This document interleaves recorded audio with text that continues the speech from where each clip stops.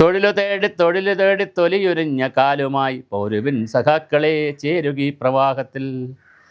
വർഷങ്ങൾക്ക് മുമ്പ് വിളിച്ച ഒരു മുദ്രാവാക്യമാണ്. 30 കിലോമീറ്ററോളം 25 കിലോമീറ്ററോളം കാൽനടയായി ചെരുപ്പില്ലാതെ സഞ്ചരിച്ച് കൊടിയും മുണ്ടും ഷർട്ടുമൊക്കെയായിട്ട് വെള്ള മുണ്ടും വെള്ള ഷർട്ടും കൊടിയും പിടിച്ചുകൊണ്ട് വിളിച്ച മുദ്രാവാക്യമാണിത്.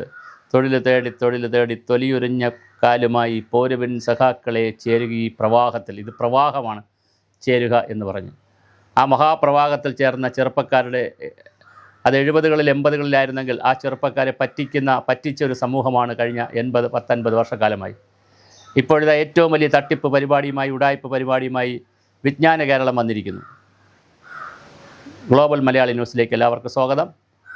നമ്മൾ ഈ ചാനലിൽ വിജ്ഞാന കേരളത്തിൻ്റെ തട്ടിപ്പിനെക്കുറിച്ച് ഒരു വീഡിയോ ചെയ്തിരുന്നു. തുടക്കത്തിൽ തന്നെ ഇത് തട്ടിപ്പാണ്, ഇത് ജനങ്ങളെ പറ്റിക്കലാണ് എന്ന് പറഞ്ഞിരുന്നു. ഇപ്പോഴിത് അതിൻ്റെ സ്റ്റോക്ക് ടേക്കിംഗ്, സോഷ്യൽ ഓഡിറ്റ് ചെയ്യാൻ സമയമായി. കാര്യം ഓണത്തിനാണ് 1 ലക്ഷം പേർക്ക് തൊഴിൽ കൊടുക്കുമെന്ന് പറഞ്ഞത്. എവിടെയാണ് പറഞ്ഞത്? കോളേജുകളിൽ ചെന്ന് കൗമാരപ്രായക്കാരായ യുവ പ്രായത്തിൽ നിൽക്കുന്ന ആൺകുട്ടികളെയും പെൺകുട്ടികളെയും, പ്രത്യേകിച്ച് എഞ്ചിനീയറിങ്ങിനൊക്കെ പഠിക്കുന്ന കുട്ടികളുടെ മനസ്സിൽ തൊഴിലെന്ന മോഹമിട്ട്, അധ്വാനമെന്നും പണത്തിൻ്റെയും സമ്പത്തിൻ്റെയും വരുമാനത്തിൻ്റെയും മോഹമിട്ട് അവരിൽ കൃത്യമായി ആശയം ഉറപ്പിച്ച് കുടുംബശ്രീയൊക്കെ വെച്ചുകൊണ്ട് ഒരുപാട് മീറ്റിങ്ങുകളൊക്കെ നടത്തി ചായ കുടിച്ച് അണ്ടിപ്പരിപ്പ് കഴിച്ച് പിരിഞ്ഞതല്ലാതെ എവിടെയാണ് ഈ 1 ലക്ഷം പേർക്ക് തൊഴിൽ? കോളേജുകളിൽ ഇതിനെ സംബന്ധിച്ച് 2 ആക്ഷേപമുണ്ട്. ഒന്ന്, ഞാൻ ഈ തുടക്കത്തിൽ വേറൊരു വീഡിയോ ചെയ്ത കാര്യം പറഞ്ഞല്ലോ മാസങ്ങൾക്ക് മുമ്പ്. ഇത് മാസങ്ങൾക്ക് മുമ്പ് വിജ്ഞാന കേരളം എന്ന് പറഞ്ഞപ്പോൾ തന്നെ ഡോക്ടർ തോമസ് ഐസക്കിൻ്റെ നേതൃത്വത്തിൽ ഈ പരിപാടി തുടങ്ങിയപ്പോൾ തന്നെ ഞാൻ വീഡിയോ ചെയ്തിരുന്നു. അന്ന് ഡോക്ടർ തോമസ് ഐസക്കിൻ്റെ കൂടെ വലം കൈയായി നിൽക്കുന്ന ആളുകൾ തന്നെ, ഞാൻ വളരെ ഉത്തരവാദിത്തമായിട്ട് തന്നെ പറയട്ടെ, ഇദ്ദേഹം മാഷിന് ഇതിൽ തെറ്റിപ്പോയി. മാഷ് ജനകീയാസൂത്രണം പോലെ, വികേന്ദ്രിത ആസൂത്രണം പോലെ, സാക്ഷരത പോലെ അല്ല ഇതിലങ്ങനെ തൊഴിലൊന്നും കൊടുക്കാൻ പറ്റത്തില്ല, മാഷ് പറയുന്നതിൽ ഒരുപാട് കള്ളമുണ്ടെന്ന് ഏറ്റവും കൂടെ നിൽക്കുന്നവർ തന്നെ എന്നെ അറിയിച്ചിരുന്നു. പക്ഷെ അന്ന് ഞാൻ അങ്ങനെ പേര് പറഞ്ഞ് വീഡിയോ ചെയ്യുന്നത് ശരിയല്ല. കാരണം ഒരു ജേർണലിസം പഠിച്ചിട്ടുള്ള ആളെന്നുള്ള നിലയിൽ കൃത്യമായി സോഴ്സ് ഒന്നും പറയുന്നത് ശരിയല്ല. പക്ഷേ കൂടെ നിൽക്കുന്ന പലരും എനിക്ക് ആ മെസ്സേജ് തന്നിരുന്നു. അതിനി പറയുന്നത് ശരിയല്ല. അപ്പോൾ അവർ പക്ഷേ പറഞ്ഞത് വളരെ കറക്റ്റായിരിക്കുന്നു. കോളേജുകളിൽ ചെന്ന് അലുമിനി ആയിട്ട് അസോസിയേഷനിലൊക്കെ ബന്ധപ്പെട്ട്, അല്ലെങ്കിൽ കോളേജിൽ നിന്ന് പഴയ കുട്ടികൾ, പഠിച്ചിറങ്ങിയ കുട്ടികളുടെ അഡ്രസ്സ് എടുത്ത് അവർക്ക് മെയിൽ ചെയ്ത് അവരെവിടെ വർക്ക് ചെയ്യുന്നു നോക്കി അവരുടെ ജോലിയും കൂടി വിജ്ഞാന കേരളത്തിൽ നിന്ന് കൊടുത്തതാണെന്നൊക്കെ വരുത്തി തീർത്ത് കള്ളക്കണക്കുണ്ടാക്കി കള്ളത്തരങ്ങൾ പറഞ്ഞ് പോകുന്ന ഒരു സംവിധാനമായിട്ടാണ് വിജ്ഞാന കേരളം പോയത്. എത്ര പേർക്ക് ഡോക്ടർ തോമസ് ഐസക് അവറുകളോട് വളരെ സ്നേഹവിനയാന്യതരായി ചോദിക്കട്ടെ, അങ്ങ് ഒരുപാട് സ്വപ്നങ്ങൾ സമൂഹത്തിൽ പങ്കുവെക്കുന്നതാണ്. എല്ലാം വാല് മുറിഞ്ഞ സ്വപ്നങ്ങളാണ്. പല്ലി ആളെ കൂട്ടിയിട്ട് വാല് മുറിച്ചിട്ടിട്ട് ഓടിപ്പൊക്കളയുന്ന ഒരു ജീവിയാണ് പല്ലി. പിന്നെ അത് കുറച്ച് വേറെ സ്ഥലത്ത് ചെന്നിരുന്ന് പല്ലൊളിച്ച് കാണിക്കും. താങ്കൾ പല്ലൊളിക്കുന്നില്ല, എന്തായാലും പല്ലിയെപ്പോലെ വാല് മുറിച്ചിട്ടിട്ട് ഓടും. എത്ര പരിപാടികളാണ് താങ്കൾ കേരളത്തിലെടുത്തത്?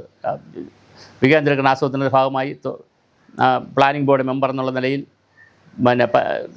സംസ്ഥാന ധനകാര്യ വകുപ്പ് മന്ത്രി എന്നുള്ള നിലയിൽ എത്ര ക്യാമ്പയിൻ എടുത്തു? എവിടെയാണ് ഈ ക്യാമ്പയിൻ്റെയൊക്കെ എൻ്റെ റിസൾട്ട്? എവിടെയാണ് തുമ്പൂർ മൊഴി? എവിടെയാണെന്ന് കേരളത്തിൽ തുമ്പൂർ മൊഴി?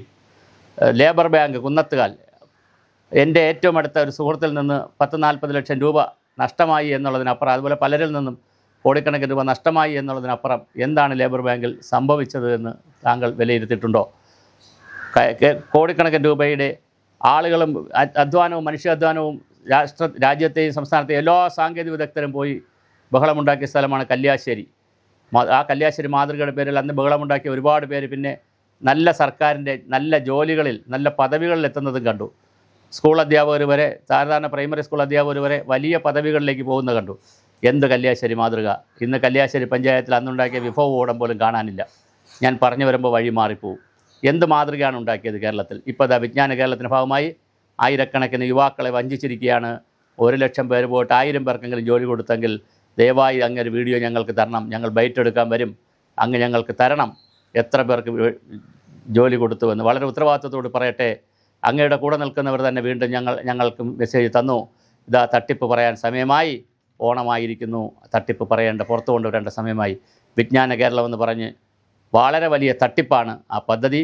ജനങ്ങളെ, യുവാക്കളെ, യുവതികളെ ഗൗരവമായി കേരളത്തിൽ പറ്റിച്ചിരിക്കുന്നു. എല്ലാ ആളുകളെയും ഇങ്ങനെയൊക്കെയാണ് പറ്റിക്കുന്നത്. യന്ത്രവൽക്കരണം ചെയ്യാൻ സമ്മതിച്ചിട്ടില്ല, പ്രൊഫഷണലിസം കൊണ്ടുവരാൻ സമ്മതിച്ചിട്ടില്ല, മെക്കനൈസേഷൻ നടത്താൻ സമ്മതിച്ചിട്ടില്ല, വ്യവസായം വരാൻ സമ്മതിച്ചിട്ടില്ല.